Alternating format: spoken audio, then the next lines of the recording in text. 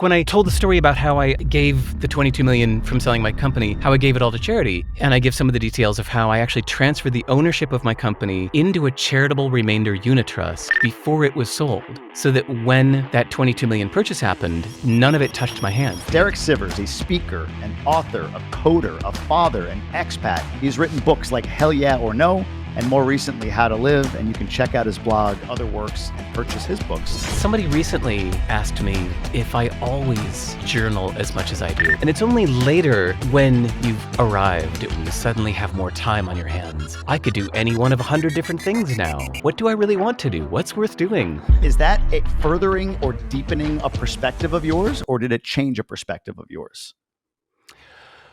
Ooh. Good question, Jamie. Are your teachings, I think about Hell Yeah or No.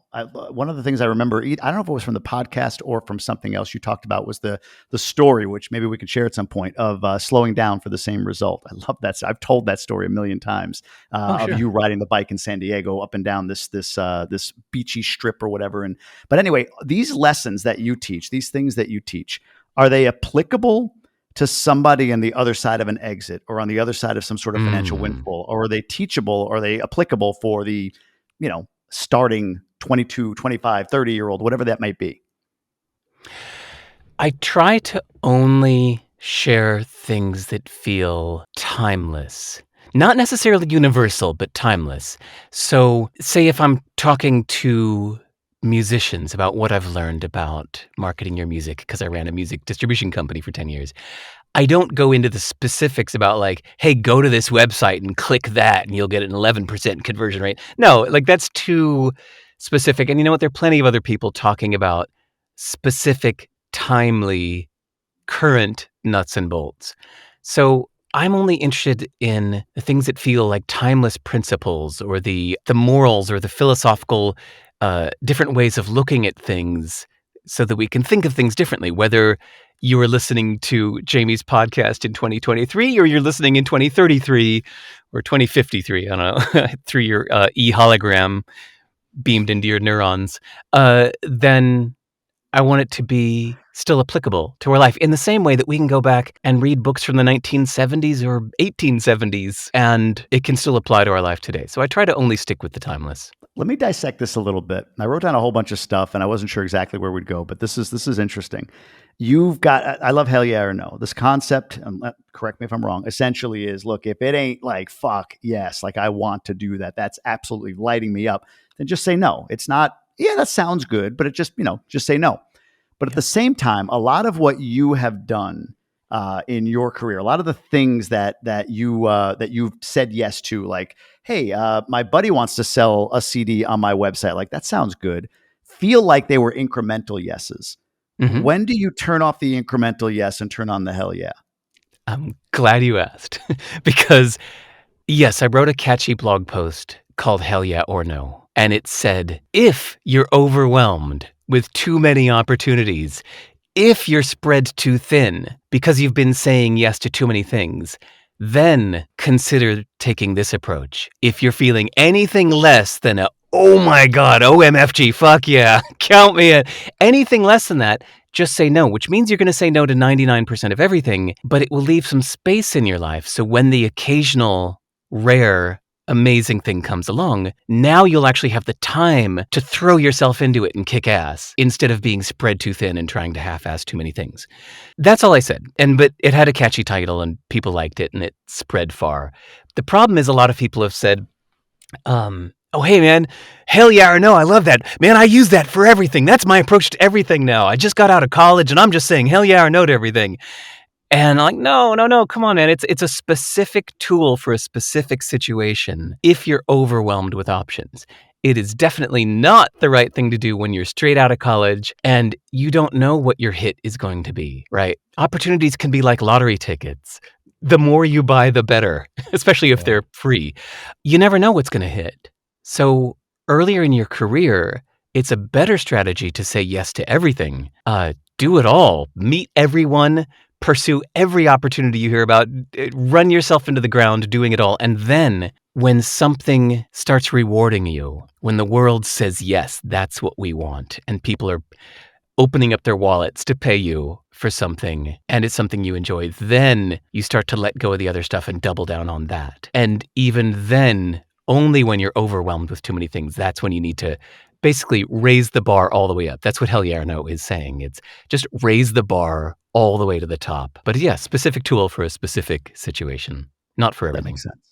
No, that makes perfect sense. You're. I want to get into some of these labels that I mentioned, so these identities, these things that you've been and that you are now in a moment. But on that topic, just to kind of close this loop, as a 42-year-old guy at one point walking away from a big job, people ask me, "How'd you do? Like, how do you do that? Like, I'd love to walk away from my $400,000 a year job, but I can't see the path out." And I always say, well, you got to try different things, kind of those little yeses to your point. So what I heard you say is early in your career, you got to take the little yeses. And I agree. I always say like a 20-year-old or 15-year-old doesn't know that they like sushi until they try sushi. You got to say yes to little things and determine what you like and don't like. But we don't give ourselves permission to do that at 35 or 40 or 45. It's like we have to know before we move forward. We have to know that, hey, I spent 17 years in high school, elementary, high school, college. I spent 17 years in a career. The next decision needs to be the 17-year decision. And we don't give permission to ourselves to make that 1-year decision or 6-month decision and then pivot. Does the go ahead? It looks like you have something to say. I totally disagree. I think it's kind of like market testing.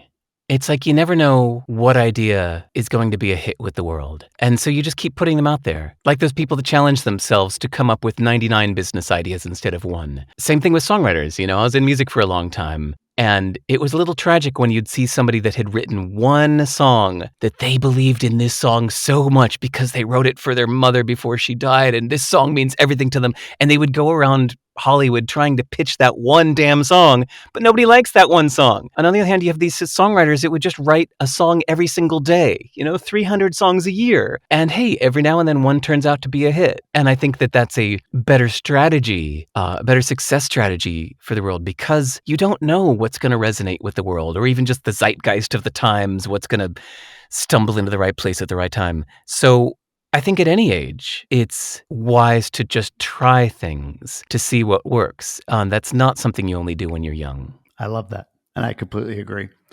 I mentioned in the beginning, author, speaker, all these different things that you are or have been. What are the labels or identities that you most resonate with today? Right now, really only writer.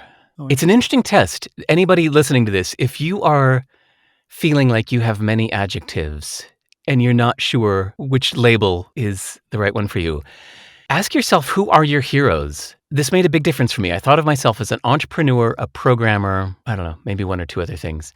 But then I realized that my heroes, if I asked myself, who are my heroes were all authors. It was the people that were writing these books that were blowing my mind on a weekly or monthly basis. It's one of the greatest joys of my life is to read a book that makes me think about life differently. And suddenly I'm like going, whoa, and I'm thinking about my whole past through this new lens going, oh my God, this changes everything. Oh, it's like I walk out the door like, when you saw the movie The Matrix for the first time and you walk out going, whoa, everything's different. I love that feeling that a book can do to you. It's like, these are my heroes, or these authors that change my mind. So literally. And that has double meaning. So I realized, wow, if these are my heroes, that means this is the direction I'm facing. And this is who I want to be, because those are my heroes. So therefore, I don't worship entrepreneurs. I don't worship any programmers minorly. I do. There are some programmers that it's like, ooh, wow, I marvel at their skills. So right now, I had to redefine and prioritize and realize that I'm a writer that loves programming as a hobby. And that's it. I'm not an entrepreneur anymore. I haven't started a business really since 1998. And that's why when people ask if I will do an interview to tell my story about how I started and grew and sold CD Baby, I say, nope, I will not talk about that anymore. That is so fucking old. I've been there, done that. I published a book in 2011 so that I would never have to talk about that subject again. I told my story. It's in writing there. Please don't make me tell that. It would kill my soul. So, so I'm not really an entrepreneur. So yeah, I'm just a writer. Long answer, short question. Sorry. It's a great answer. Can we play a little game here? Are there, if I ask the question, are there 3 authors that jump to mind that are heroes of yours right now, or 2 or 4, whatever number you want to come up with. That's your call. But I'd love to hear a why behind each one, if you don't mind naming a couple and Sure. saying why. The key to life, it isn't money.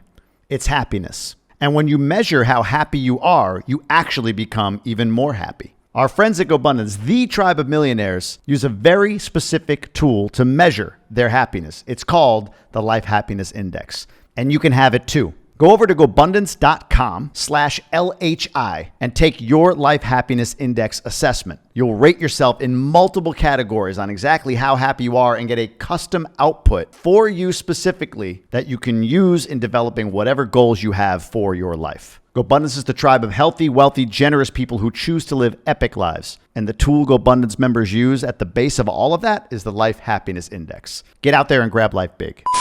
Mark Manson, I think, is the best writer out there today for the genre I like. What's the genre? This kind of pop philosophy, accessible philosophy, non-academic philosophy, applicable philosophy of your life. I love his thinking, and I especially love his writing itself. I think he writes in a way that, in my opinion, like can't be improved. Whereas I think all of us know the experience of reading a 300-page book and you read it going, this could be an article. That's the worst feeling. A 300-page book that really should have been like 30 pages, but they puffed it up to impress the publisher, and get on the shelves. So Mark does the opposite, and I aim to do the opposite, which is every word needs to be there. My books are so damn succinct because my rough drafts can be 1,000 pages, but then I'll edit and edit and edit for like a whole year until I've got it down to 100 pages. And I'm like, there we go. Now every word needs to be there, and that's a better feeling. Okay, so number 1, Mark Manson. So real quick, that's Subtle Art of Not Giving a Fuck. That's his most notable book, right? I just looked it up real quick.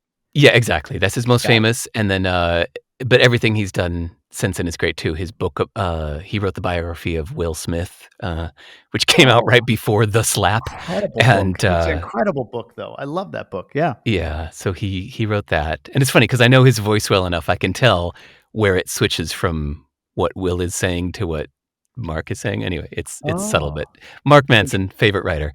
Let's see. Let me name a couple others. Seth Goden, we all know. Seth walks the talk. He's an amazing human being, and I really admire his writing. Sharon K, Kaye. The book is called An Introduction to Philosophy or something like that. It's on my book list. She's actually got a complete introduction. Thank you, Philosophy, a complete introduction. Yeah. Dude, that is the most clearly written book I think I have ever read in my life. I read a few different introduction to philosophy books. Her writing is astoundingly clear. She can make a boring subject fascinating and riveting and easy to retain. Clearest writer I've ever met. So what I always do is when I love an author's books, I email them to let them know. So every time I finish a book and I think it's great, I go find their email address and I email them and I say, thank you. That was wonderful. That was amazing. And then I put the book notes on my website.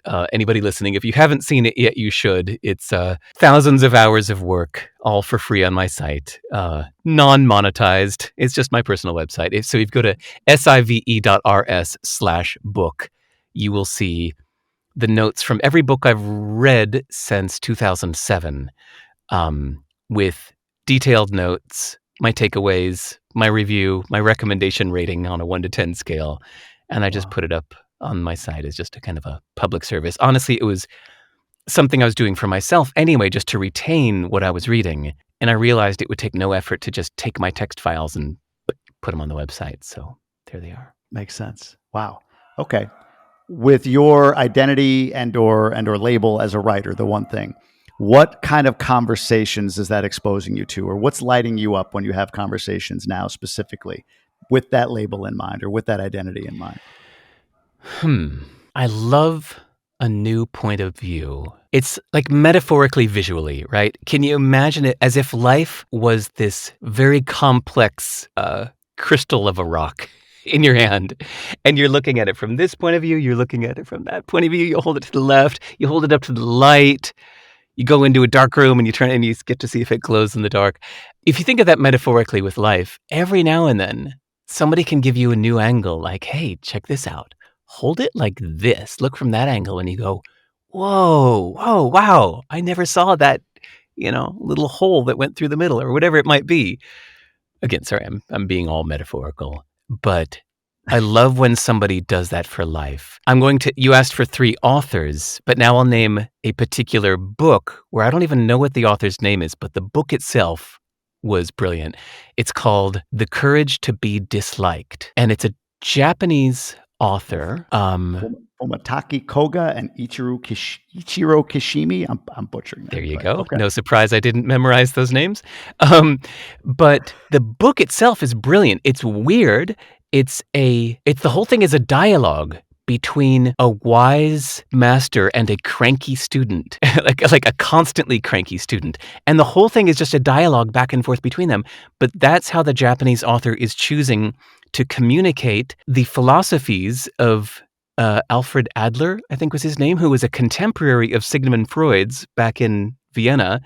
But Freud got super famous and Adler only got a little famous. And so Adler has been mostly forgotten by history. But this Japanese author found Adler's philosophies and thought that they were life-changing. And so he shared them in this weird dialogue way. So it's a fascinating book because the philosophies in it are fascinating. Like, for example, just pick one off the top of my head. Forget about the title, by the way. The Courage to Be Disliked is just one of maybe 12 important points in the book. It's not the point. It's not the subject of the whole book. So, for example, he says, all interpersonal trouble comes from people involving themselves in other people's tasks. And what he means is something is your task if you are the one that is going to ultimately receive the result of the action or inaction from doing that task. And all interpersonal trouble is if somebody involves themselves in your task or you try to get yourself involved in someone else's tasks. He said, for example, what someone thinks of you, that's their task, not yours. They're the ones that receives the ultimate benefit or result of their thoughts and judgment of you, not you. So what people think of you is not your task. Guilt, obligation, all of these things are moot if you look at it through the light of whose task is it. And that to me was a mind blower. That's one of those things that makes you replay your entire life through that lens. Like I said, like holding up the multifaceted crystal at that angle going, oh, wow, look at the way the light's reflecting off of it now. Interesting. So yeah, I love when books do that for me. You've talked about, and I really do resonate with this point. My words, but I'll say them, and you could tell me if I'm paraphrasing it correctly. All things in life are inherently meaningless, meaning that we assign whatever meaning there is to anything, right? Yeah. In this perspective, in that book, is that something around guilt, around I can't remember the other thing you just mentioned, but you'll say it and I'll remember. But around guilt, around these different principles, where it's like it's not my problem how you whether you like me or not. It's kind of yours, not my problem, but it's not mine to really meddle in. That's your, you make the meaning around that. Is that it furthering or deepening a perspective of yours, or did it change a perspective of yours? Ooh, good question, Jamie. Both, I guess. I guess I have an independent streak that's a little more than most people. I think I already feel less obligation to others than a lot of people feel. And so that deepened it, but I had never thought about it from that angle. So that in that way, it like introduced a whole new way of thinking to me. Yeah, some of both. It's, we could do this. You talk about money a lot. I mean, hence the name of the show. I was thinking about, let me just paint a hypothetical scenario that your audience can probably relate to. Sure. You are damn good at making cookies. So good that an international restaurant chain buys your cookie recipe for $10 million. So now you've got $10 million and you call up your friends from back home to talk about it. And your friends like, whoa, they've never even met a millionaire, let alone a decamillionaire. They can't even comprehend what this might be like. They're speechless, right? Your current friends in the city you live in now, when they find out that you've just made $10 million, they look at you with a little bit of suspicion. They say, oh, You're going to be one of those rich people now. Yeah, or you've sold out, man. You're going to be one of those rich people now. And we all know what that means. The $10 million hits your bank account. And so you contact your bank and say, hey, does this bump me up to the top level, the premier banking? And they say, oh, no, sorry. You need $20 million to be in the premier banking level. You go, oh, okay. You're blown away with what you're going to do with $10 million. Oh my God. So you call your accountant in New York City, and after your friends are all just like, oh, calling you a rich guy, your accountant says, actually don't get too comfortable. That's not a lot of money. You're not going to be able to live off of that. And you go, wow, that's weird. Here I was feeling super rich. You grew up in a high crime neighborhood, and it's always been your dream to have a really safe home to live in. So you find a really nice house not too far from where you currently live that's in like a gated community, and you really like the house. So you put an offer on the house. But then the board looks at your financials and says, I'm sorry, you are newly rich and we have some bad experience with that. So no, your offer is refused. You're not allowed to live here. And lastly, you think about where you're going to live then. And you think about this gorgeous but poor country that you've often visited. And you find out that if you were to buy a home there, you could live in luxury and paradise. And not only that, but if you were to donate, say, even a quarter of your savings to the local community, you would lift hundreds of people out of poverty and make a massive difference, not only in their lives, but their children's lives, the education they would get, the healthcare, whatever. You would be a local hero. You'd be a saint. And so the question is, you have to decide now which reality you want. Like, do you want to feel super rich or medium rich or not yet rich? Like, which of those three feelings works for you? Do you want to reconnect with your roots back in your hometown? Do you want to convince your current friends that you're not going to be one of those kind of rich people? Or do you want to be surrounded by people that are telling you that you're not yet rich? Or go to a place where you're hailed as a saint? Which of those works for you? It's up to you. So the fact that you have $10 million is the only fact. Everything else is just interpretation and meaning, and it's all subjective. So each of those people along the way will tell you what it means that you have $10 million. It means that you are, a jerk now, or it means that you're unfathomably rich, or it means that you're a hero, or it means that you're not allowed in this neighborhood. These are all just projected meanings. You get to decide. It's funny. Yeah. I always had this thought that and I think I've heard you articulate this, that whole exercise or idea that you can assign the meaning, whatever meaning you decide to assign to something is like liberating. It's like a white room and you have a blank canvas and you can paint it. But the way you described it, while it cemented that, yes, meaning is in the eye of the beholder or whatever, it also feels like heavy in as much as no meaning assigned. Somebody else doesn't do it for me. It creates so many choices. It creates so many options for me that becomes then. So for you, because you've had a big exit, I'm sure some of what you just articulated, you've lived through to some extent, right? Like, I just fictionalized and oversimplified a situation a bit and added some details but yes, yeah. And I think I've talked to some other friends that have had big windfalls, and it's similar. So for you have this superpower, this ability not to be impacted by others, the opinions of others. You kind of live life on your terms. Is that necessary in order to survive or thrive in that example that you just gave? Or are there other skills that could be applied that people may have? Maybe that's not one of them. You know what I mean? I know it's kind of a deep question. I don't even know where you go with that, but where I am with it is, like, how do you resolve, and this is for you, you can't speak for the world, but just for you, how do you resolve the space between, this, hey, I can make life mean whatever I want it to mean, and okay, that creates a lot of options for me, and that feels heavy. It stays unresolved. Some people just default into where they are. So a famous friend of mine who is basically a billionaire is plagued by the fact that he's not a multi-billionaire. He is surrounded by, or surrounds himself with multi-billionaires that make him feel poor. And he's like kicking himself, like, I got to do more. I can't. He's got 3 super yachts. I can barely afford one, and my jaw drops when I'm talking to him. I'm like, dude, you hear yourself, right? It's like mental illness. And he's like, no, man, you're living off here in New Zealand. You're in a different world. But where I live, it's not a lot of money, man. I'm just barely getting in the game. But then somebody else can take $100,000 and move to a place where that's it. You're set for life. And, I lived in Singapore where there's no minimum wage, and people often hire a domestic worker, whether you want to call it a nanny or a maid or a housekeeper, that often lives with them. They're often it's often a young woman from Indonesia or Philippines, and they're often paid, I don't know, $18,000 a year, $15,000, or it was at the time. I was living there 10 years ago, so I don't know if that's changed.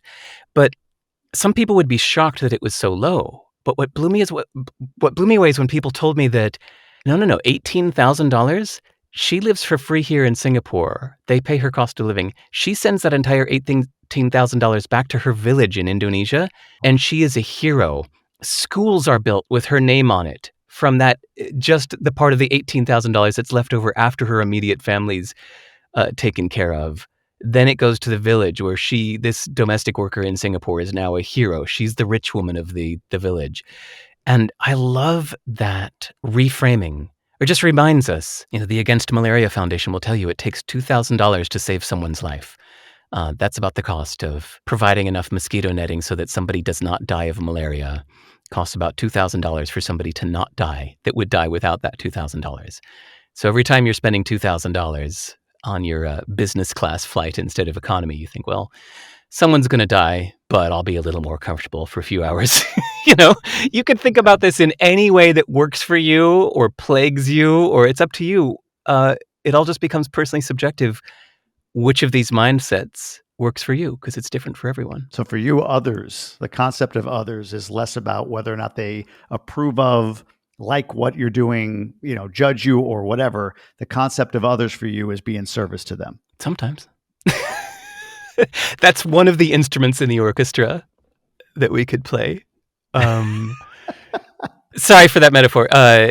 No, it's the last page of my last book, How to Live, is the picture of an orchestra seating chart, and it's no accident that there are 27 instruments in the orchestra, and there were 27 chapters in How to Live.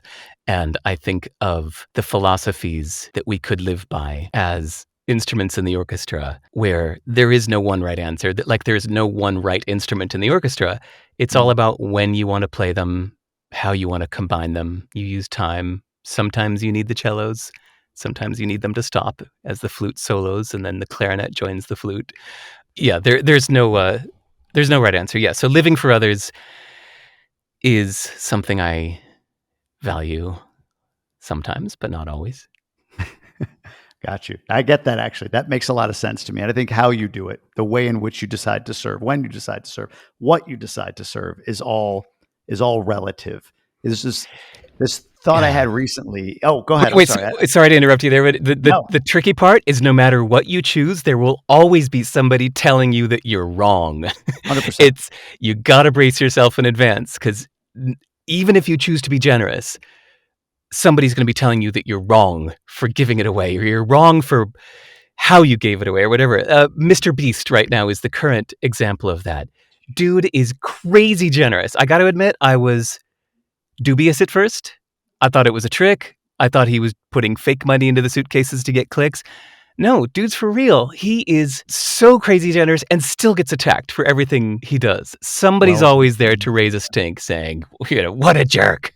How dare you make the Kenyan government look bad by giving the people fresh water instead of working with there's always somebody who's going to attack you no matter what you do. So even, if you just choose to keep yourself, you choose to buy your super yacht, whatever it may be, there's always going to be somebody telling you you're wrong. So sorry I interrupted you. I just wanted to not at all. I was going to say, I think that's a great point. And Mr. Beast is a great example of that. The point I was going to make, this is something that landed with me recently, is we're in such a connected world.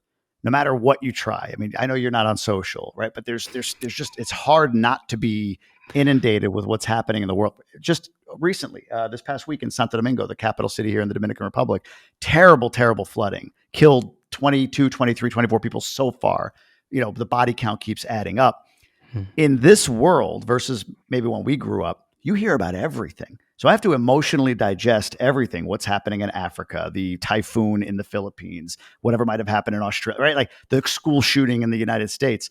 We're just not equipped. If you believe in God, God is the only thing, person, entity, whatever, that's equipped to emotionally digest all of what's happening in the world at all times. So to Yeah. your point about where you decide to be generous, where you decide to be in service to others or what have you, yeah, everybody's got their thing. We're all so connected. So we all feel as though through our own echo chamber, our thing is more important than the other thing. And, away we go. I don't know. That was just a Yeah. thought that I had. So And interesting. it doesn't have to be a final answer. That's why I like the orchestra music comparison.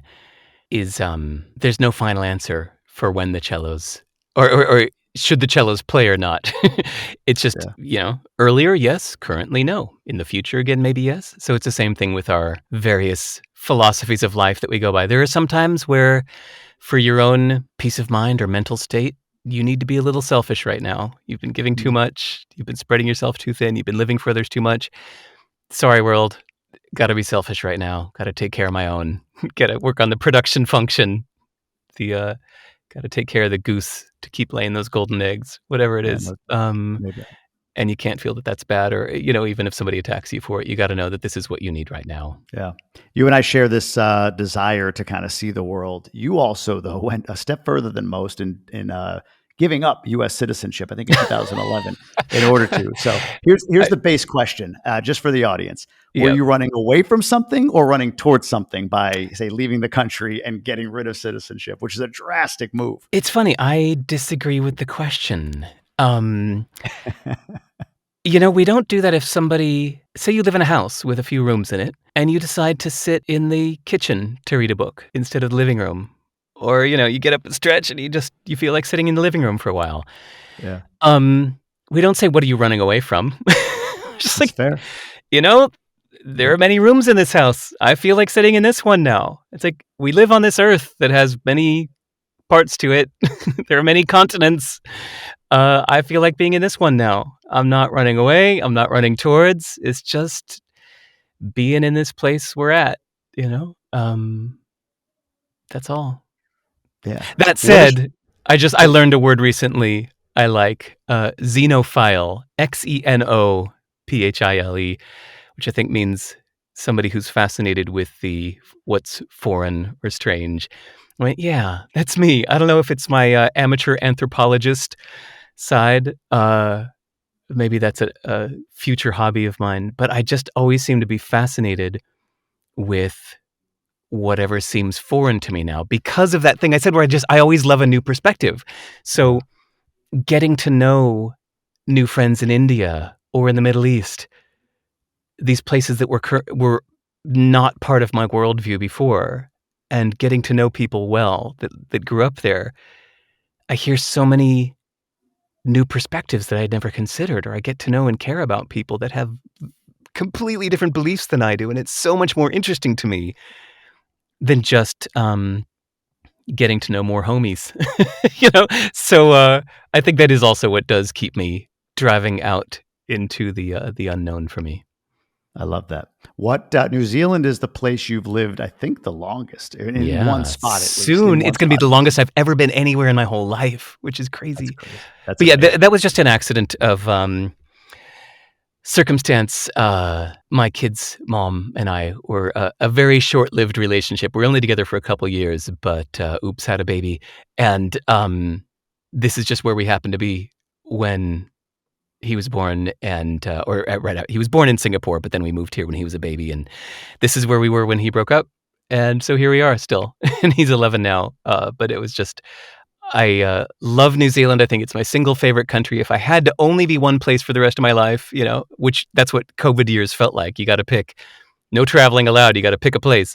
So New Zealand is that one place on earth. If I could be nowhere else but one place, I would pick New Zealand because it's home. I love it. I've been here 11 years now. I love that. Can you go back though on the getting rid of citizenship? What was the calculus there? That is the story of burning the ships, and that's really all it was. The tale, for anyone who hasn't heard it, is a legend of the Navy captain that lands with 3 ships on enemy shores, prepared for battle, and he has 100 men with him, but there on the shores are like 2,000 enemies waiting to kill them. So he turns to one of his men and he says, "Burn the ships." He said, "We must not retreat. We must push forward. We have to do this." And so burn the ships became a metaphor for doing something to prevent yourself from retreating, since you know that you will want to retreat. So I did try to leave the US the first time in 2007. I went to London intending to never return to the US. I was going to just keep going out into the world further and further afield. But then a girl I liked had a crush on me in San Francisco. So I went to San Francisco to be with her. And that was hot for a few months. But then I just felt like, man, I got to quit retreating back to my comfort zone. I got to keep pushing out there. So after I left the US for good, what turned out to be for good in early 2010, I renounced my citizenship to burn the ships to prevent myself from retreating again. If you had to do it again, do you do the same thing? Has it been hard, or has it been no difference really in your life? It's been mostly no difference. I don't recommend it to anyone who wants to go to the US ever again, basically. You got to make sure, if you decide to renounce your US citizenship, you got to do it with the belief system that you might never be allowed to step foot in the country again. Because once you don't have that passport, you no longer have a legal right to even visit. The guy at the airport border control might let you in, might not. It's fully subjective. You might book a 2-week Thanksgiving trip to see your whole family, and you might arrive at LAX or JFK, whatever, and the guy at the border control might go, nope, not feeling it today. Get on the next plane back to DR or whatever. They don't have to let you in ever again. And I'll admit that the first time when I first renounced my citizenship, literally 2 months later, my ex's dad was like on his deathbed, and the mother called saying, "Honey, your father only has 48 hours to live. Hurry home." And we had a baby. And so I just went and quickly applied for the tourist visa to go visit the US. And I was denied. I was refused. They said, "No, you're not allowed in the US ever again. And you may not appeal this decision." And oh God, that was like the worst week of my life. And she was furious at me, like, "What have you done? We have a baby and I can't even go see my dad before he dies." And God, I just had this horrible, horrible sinking feeling like, oh my God, I've done something horrible and irreversible. Oh my God, I've completely screwed up my life. I'll never again, ever get my favorite burrito from Laughing Planet in Portland. I'll never again have my favorite taco in LA. I'll never again see my parents or friends. Luckily, in that case, I got it. I did get it appealed. I did get the tourist visa. We did see her dad. But that week was a hard reminder that, it's why I advise anybody who asks me, I say, I really recommend you don't renounce your citizenship. Sit on the idea for 5 years and see what you think in 5 years. Because you really gotta, don't let yourself visit for 5 years and see how you feel about that. See how you feel about never visiting ever again. And only if you're totally cool with never stepping foot in the country ever again, then you should renounce. How does that inform? So the 5-year rule is great. I get that's for a big decision like renouncing citizenship, but you've pivoted a lot in a good way, in an amazing way. You've done all these different things. We talk about the labels or the identities that you've had and the one that you have right now. When I read the book, How to Live, there's the sort of go do what you want. And then there's the concept of committing, right? Get married, dive in, commit to seeing it all the way through. For you, again, I don't think you can only answer for you and then let the audience kind of tease out what they get from it, how it applies to them. But how do you decide when you've seen it all the way through versus pivoting too soon?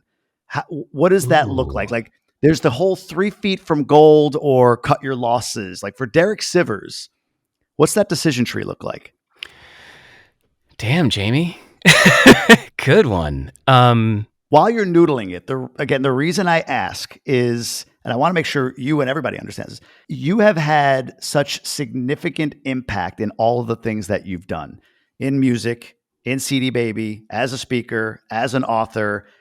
To me, at least. For me, at least, you've had such significant impact. So it seems to me like you've made the right moves for you, unless there's some you regret. I don't know. So I'm just curious how you go through that as just you know, your internal sort of mechanism for making those choices. I don't know if that helps you at all, but Thank figured you. I'd add that context. That was sweet. You know what? I'm going to just candidly share a little moment. You just said you've had significant impact, and my first thought was, no, come on. I saw your And face. and then you listed the things, and I went, huh?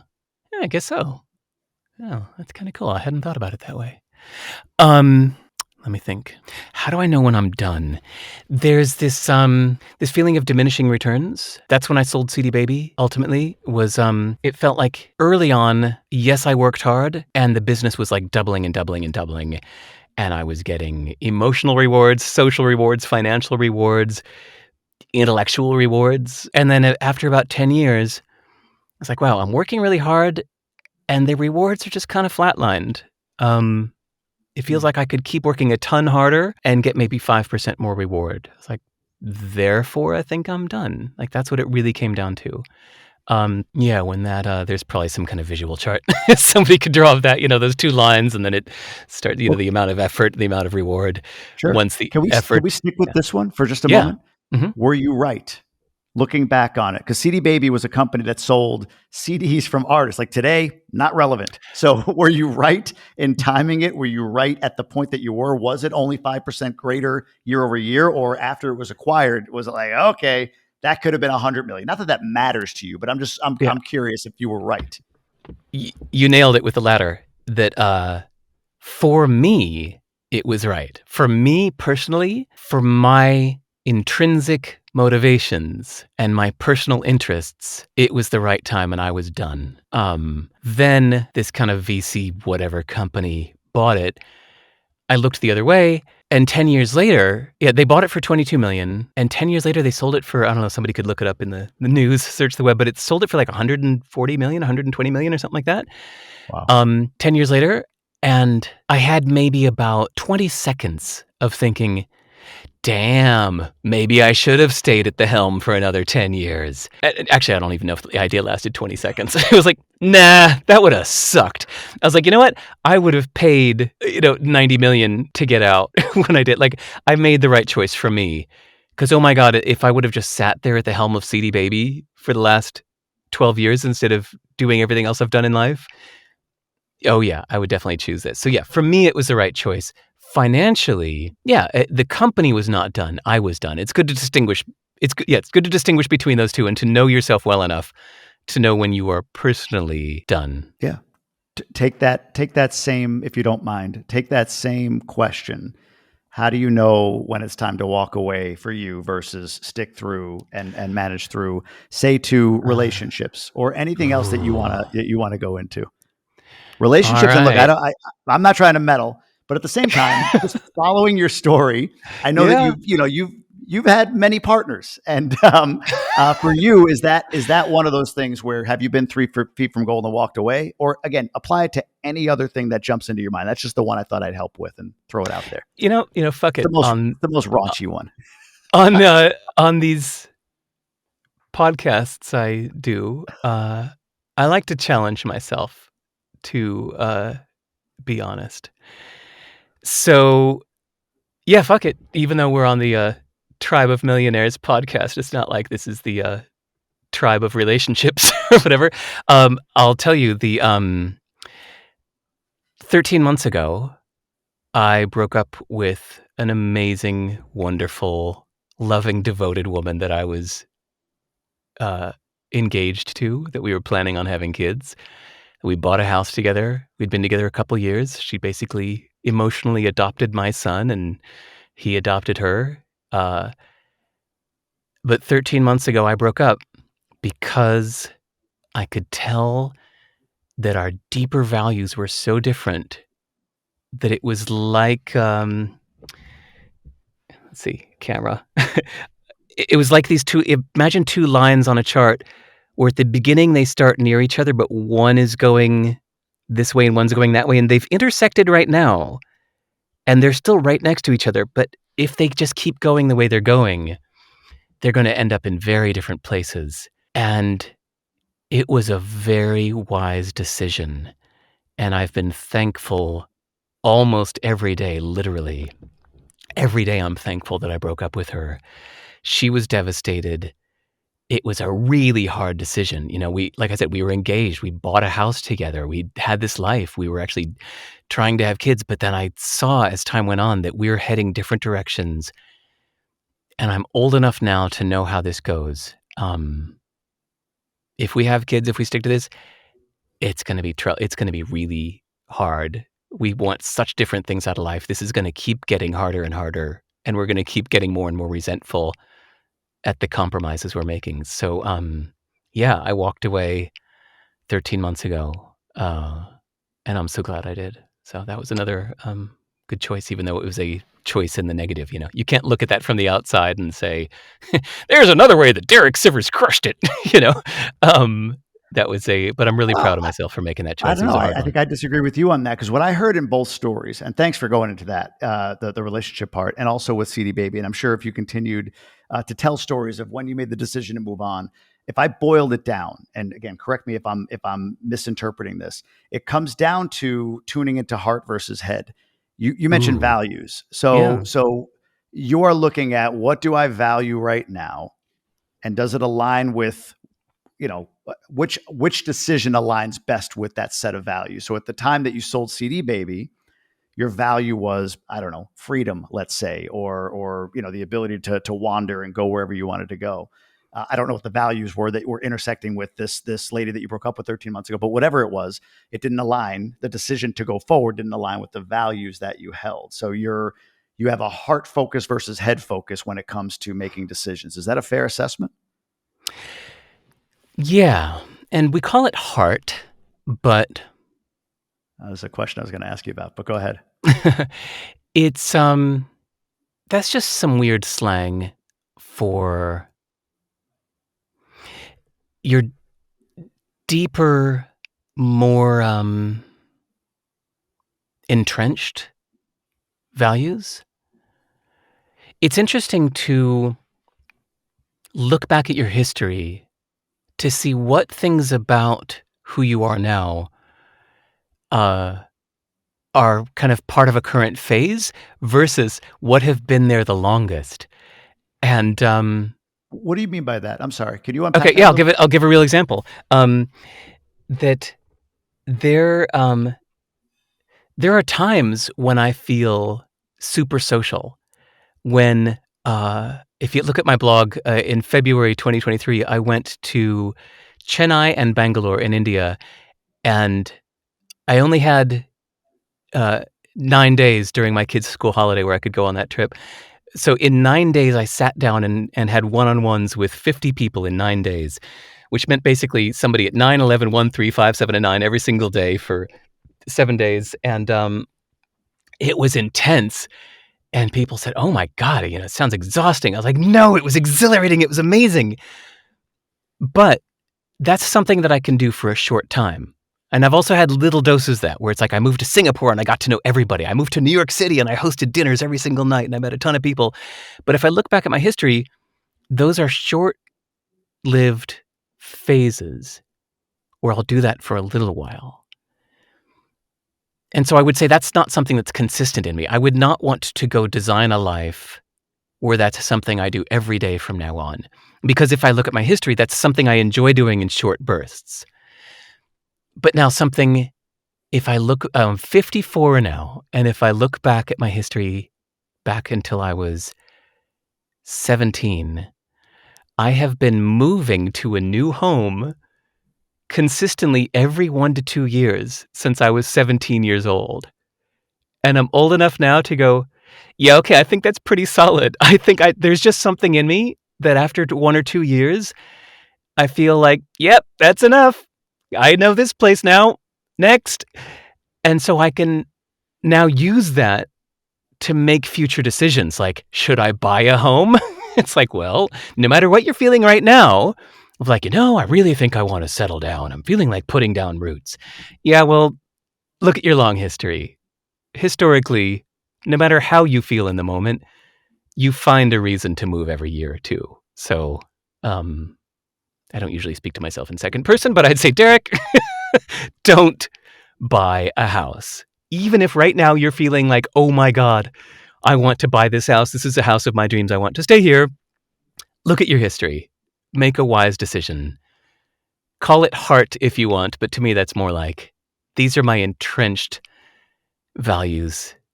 This is a deeper identity of what I value, and I can look back and see evidence of it, not just a current emotion that might be gone tomorrow.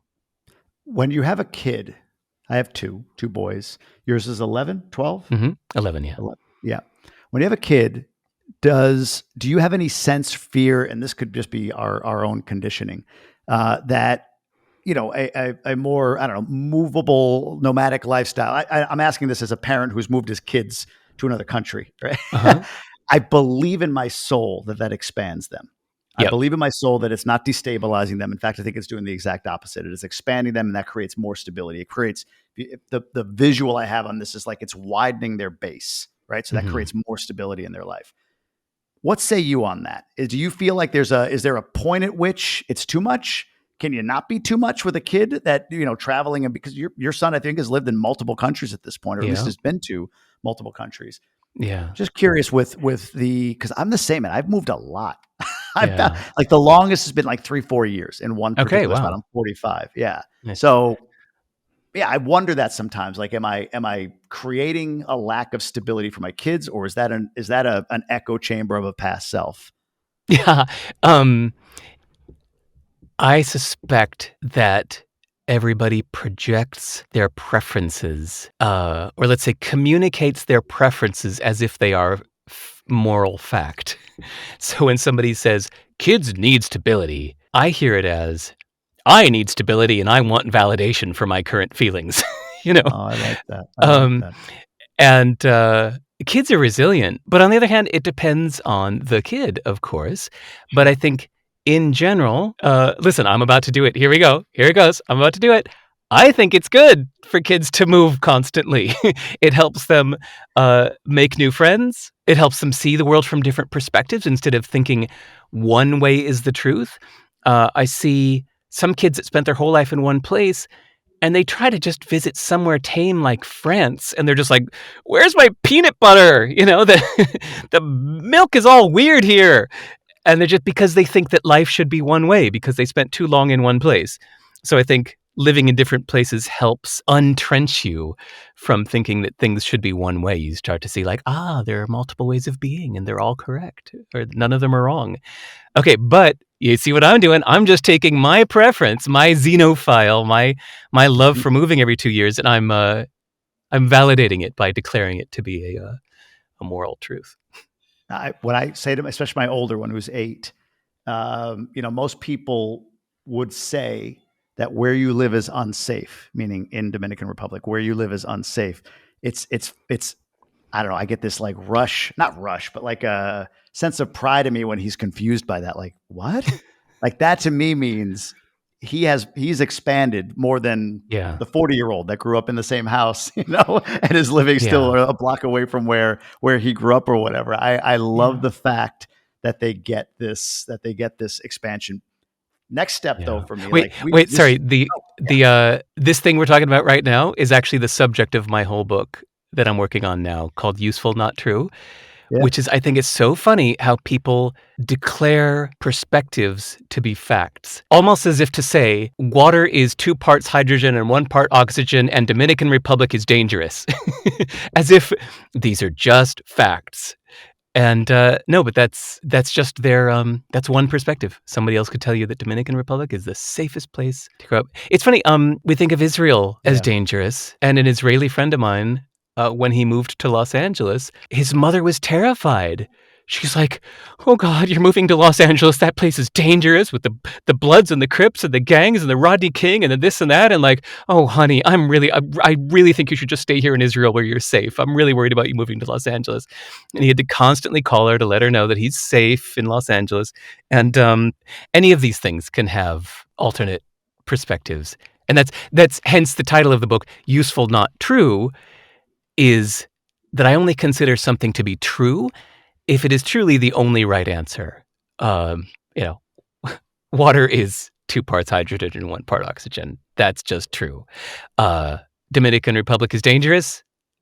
That's not true. It doesn't mean, if you say it's not true, it doesn't mean it's false.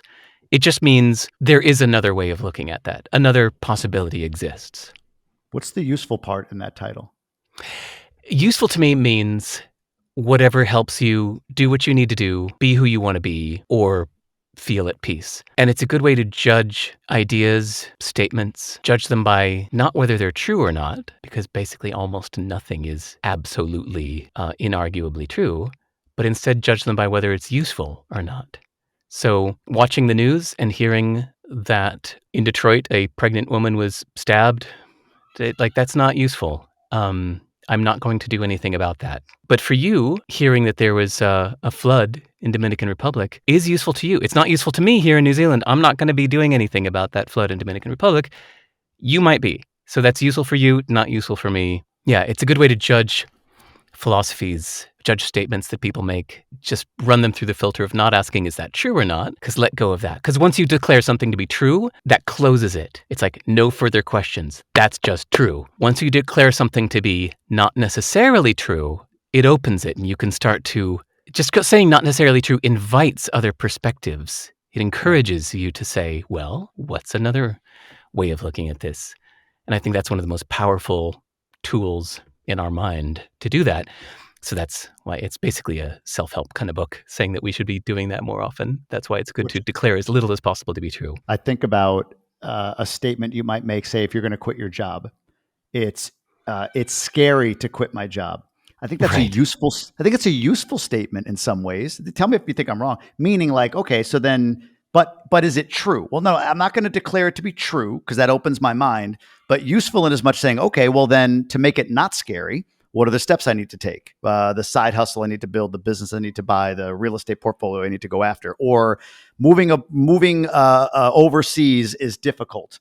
It's like, okay, that's useful because it means I'm going to have to, not true. I'm not going to declare it to be true, but it is a useful statement for me to then say, all right, well, what do I need to do? I need to buy the one-way ticket like you did from Portland to London. I need to then find the car. I need to find the place we're going to live. What school are my kids going to go to? Are we going to homeschool? Like all of these decisions can be made by making a useful statement. This is my take. You tell me if nope, you got the book premise completely wrong and I'll take it. But it's a useful statement to say it's difficult.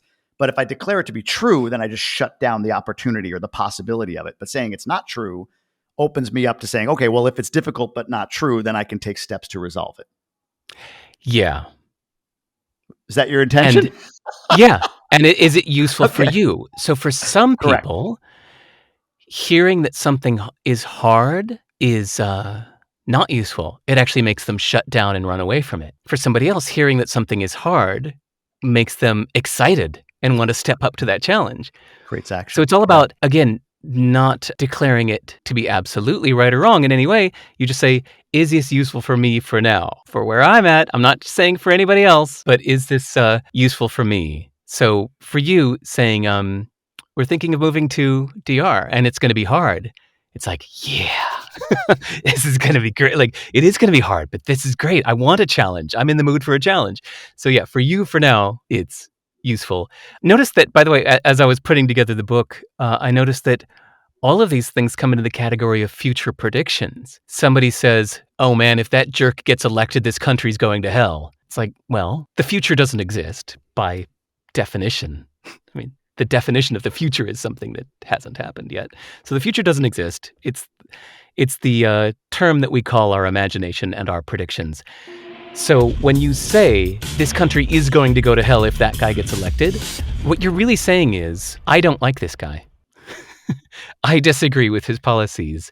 I'm scared that bad things might happen if he gets elected. Now, those are true statements.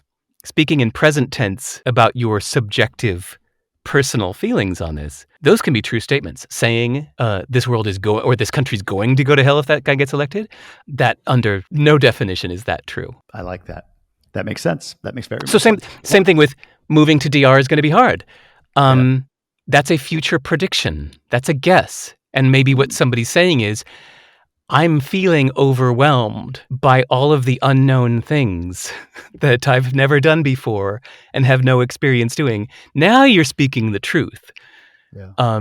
Now you're communicating more accurately and maybe getting a hold on your own feelings and thoughts more accurately. Whereas, especially if we're talking with friends and you say, moving across the world, that's going to be hard. And your friend goes, yeah, man, hard. It's like, now we've got a social reciprocity. Now somebody's validated our feelings. So now it can feel even more true is when your friend says, yeah, man.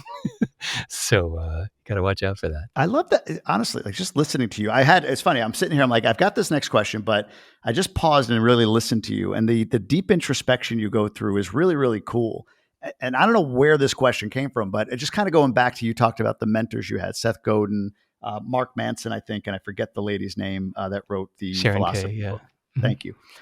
When you're coming up with these books, like I think you had a different title for How to Live, if I'm not mistaken, and maybe Seth Godin changed that title. Is that? Oh no, that was my first book, Anything You Want. Yeah, I wanted to call it The Music of Business, and he said, "No, we're gonna call it Anything You Want." I went, "All right, you're the publisher."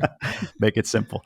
But do you, as you're writing these books, as you're putting these things in the world, as you're now defining yourself as a writer, how much do you then interact? Because I mean, you've got great connections. I mean, I heard you on Tim Ferriss, one of the first biggest podcasts out there, still one of the biggest podcasts out there.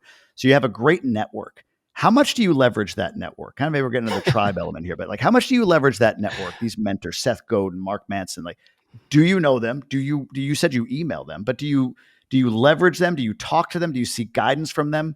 How do you leverage this network? I don't. In that way, I'm actually very unambitious. Why? What's the reason? Do you feel like you're bothering or? No. We're just friends. Like Tim and I are friends. We just spent a whole week together here in New Zealand, and we just talked about love life and sex and gossip. Very un-PC, wonderful things that we can't say in public. It was hilarious to be able to say them together in private. Same with Mark Manson. We shoot the shit about love and life and money and fame, and Seth Godin and I are he's more of like the classic mentor to me. Like we haven't spent a week together or anything, but no, I don't call on them I do occasionally call on them for, say, perspectives. Like, hey, how would you think about this situation? And it's kind of cool to hear somebody I admire that also knows me really well as a friend kind of give me their perspective. But I don't want much more out of life. I don't want much more external stuff out of life. I don't want more money. I don't want more fame. Don't want more, whatever you call it, clicks or platform recognition or any of that crap. I do like meeting interesting people. That's why I do these podcasts, for example. I'm not here to sell books. I'm here to meet interesting people. So, audience, I actually told Jamie this right before we hit record. He said, is there anything you want me to plug or mention? I said, no, I'm not here to promote anything. I said, I am here to meet people. So the kind of person who listens to this podcast all the way to the end. And I really admire Jamie's great questions today. Yeah, you should, if you're interested in this kind of stuff, you should email me. You should go to my website, sive.rs, and you should email me because I answer every email myself. And it's like a part of my day that I actually really enjoy. It's manageable. I put aside the time to do it. I actually really enjoy it. I get a thrill out of meeting people that, whether it's, I'm a surf instructor in Costa Rica and I'm a guitar builder in France and I'm a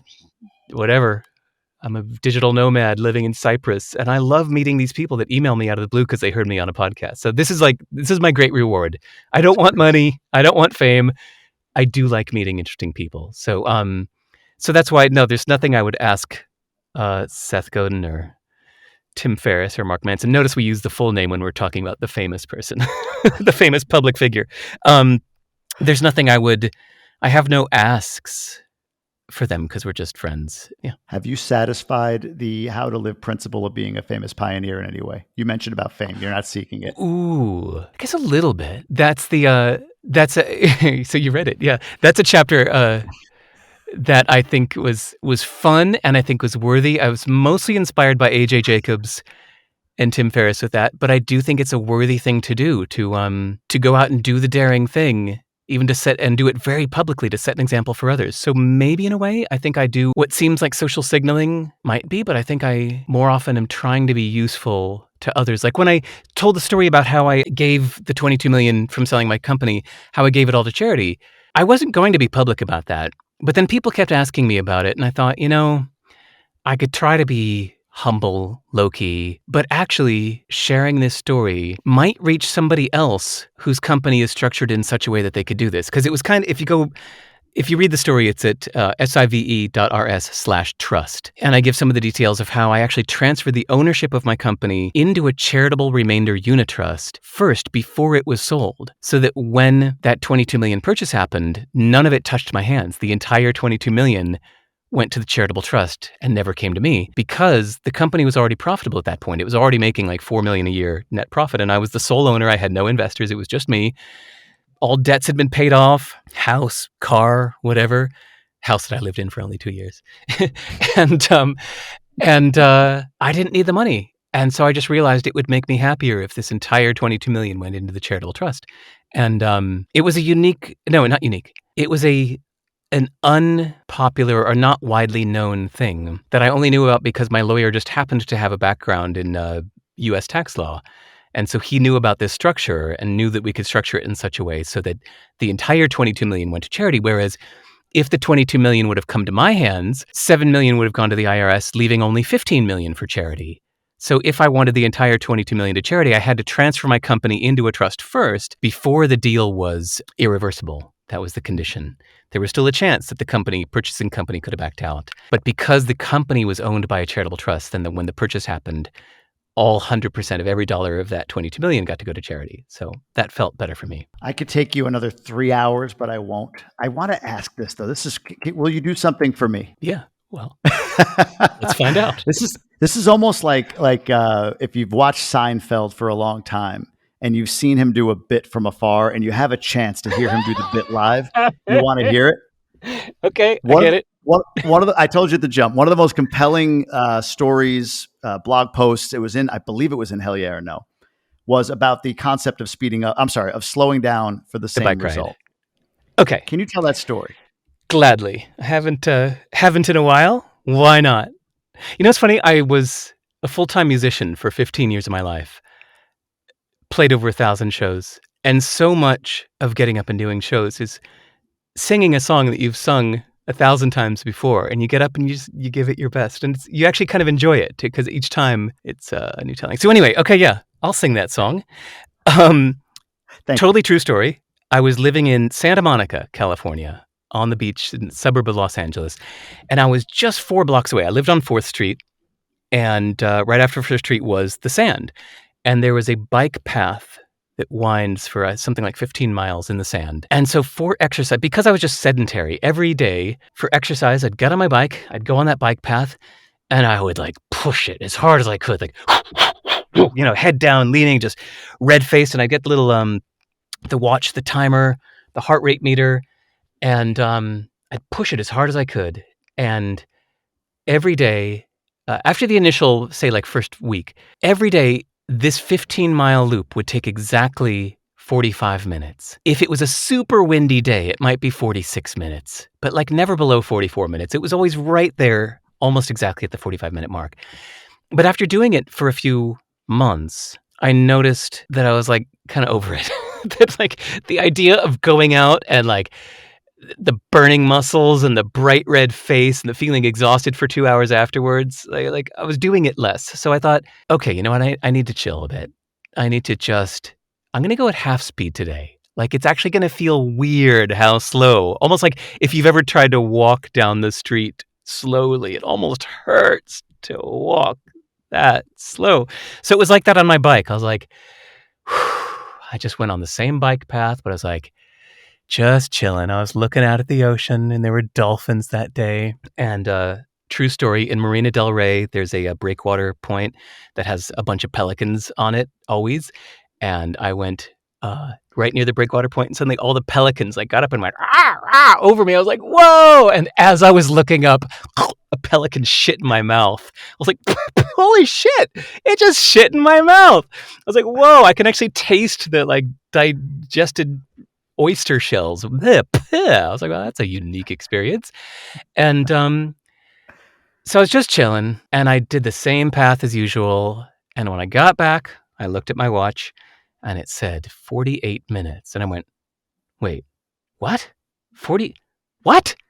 It's like, no, that should have been like 90 minutes. I was going like half speed, but no, sure enough, it felt I was only giving it half of my usual effort, but it took me 48 minutes instead of my usual 45. Only 3 extra minutes. So then, like, I went home and that just sat with me for the longest time. Like, damn, so the months of face red, burning muscles, exhausted, was only to squeeze out an extra 3 minutes. What the fuck have I been doing? And then, what the fuck am I doing in my life that seems hard, where if I just gave it like half the effort, I'd get 95% of the results. So yeah, that stuck with me a lot. There's so many things I do in life where I see people really sweating things that they could probably do without sweating and get almost the same result. That story pops into my head. No bullshit. Every time I make a decision between work and kid, Oh, wow.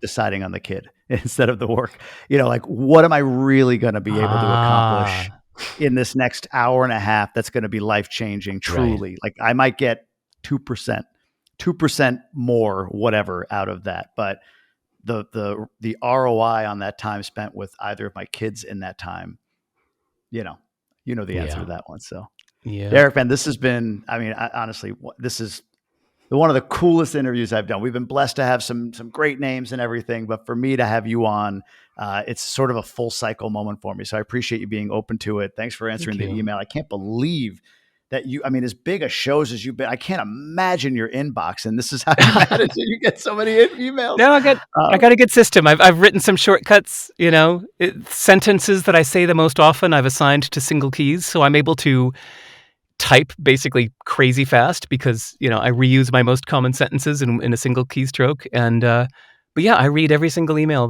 and I read and reply to every single email that comes in, and I really do enjoy it. So yeah, anybody listening to this, go send me an email, introduce yourself, say hello, ask me anything. I love it. Thank you so much, Derek. I appreciate you being here, man.